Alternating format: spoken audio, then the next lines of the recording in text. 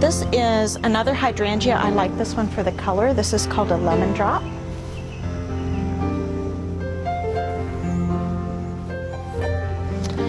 And back around this way, I want to show you one of my favorite little areas.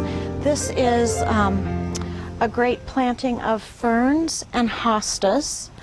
Ferns, of course, are very, very ancient plants, and they like the darkness of the woods and seem to be doing well here. And we've mixed in some hostas with that. And the last couple of seasons, I've also planted heuchera or coral bells. And this one here is called tiramisu, which is one of my favorite desserts. And then I found this one, which is called caramel coral bells. The bright ones to the back of the garden there are key lime.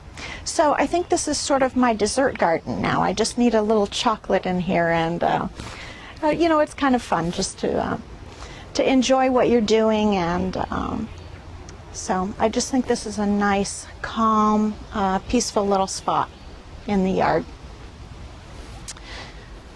I am working down into the woods, and hope to have a couple of surprises by the garden tour for anybody who's brave enough to want to climb down there and see what we've got. Right here, this is one of my very favorite plants in the garden. It is called a contorted filbert. Its common name is Henry Lauder walking stick, and actually at first glance it's kind of a homely, strange looking plant. The leaves pop out and then the bugs get at it, and so this is not its prime time of year. But what I love about it is that the stems are curly and corkscrewed, and you can see that and all down here. So in the colder months, when it has no leaves on it, it is just a gorgeous structural visual from the windows indoors to see this against the snow, or to see the ice on this.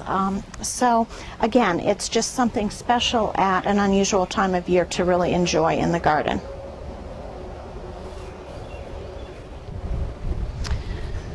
Then again, when we were designing our yard, we faced a real challenge because we had a rather steep hill here and didn't feel that we could really turn that into usable space in terms of a lawn. So what we did was build a several level decking off the back here, so this becomes our outdoor summertime living space. I'll lead you up this way. I do have several Japanese maple trees in my yard. This is probably my favorite.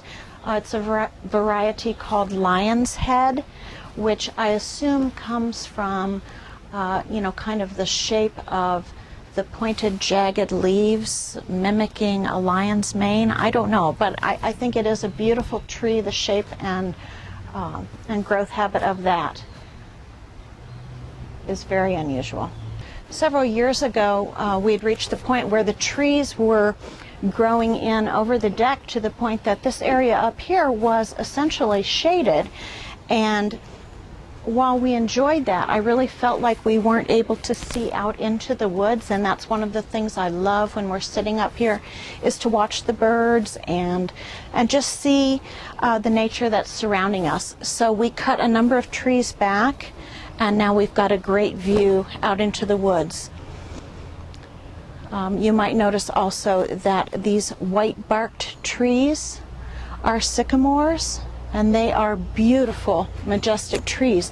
Their bark falls off and they get that white coloring when they're quite mature, and I think that they're just amazing. We also have pileated woodpeckers, the woodpeckers that Woody Woodpecker was modeled after. They are at least a foot tall in height, with the big red pointed crests on their head, and they fly among the trees, and you can hear them as they knock looking for insects in the trees. So we enjoy those as well. Now up in this area we have the pool and the decking, and this is where I like to do my pots. It gives me a chance to vary my color scheme, try some different plants each season, and this is where I focus on my annuals. So this is an example of what I've been doing recently in terms of putting the pots together, and by the time of the garden show I hope that they'll be really lush and full. The pool area is something we added about 3 years ago, and this is just a wonderful, relaxing spot.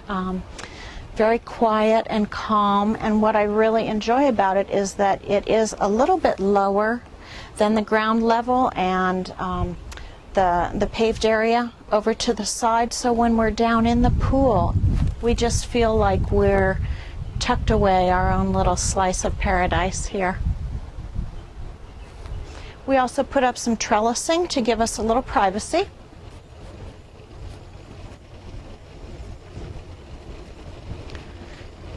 And here we have a variety of clematis. As you can tell, it just loves this spot, and so each season it climbs up the arbor and we get these gorgeous purple blooms, and that will go on for several months.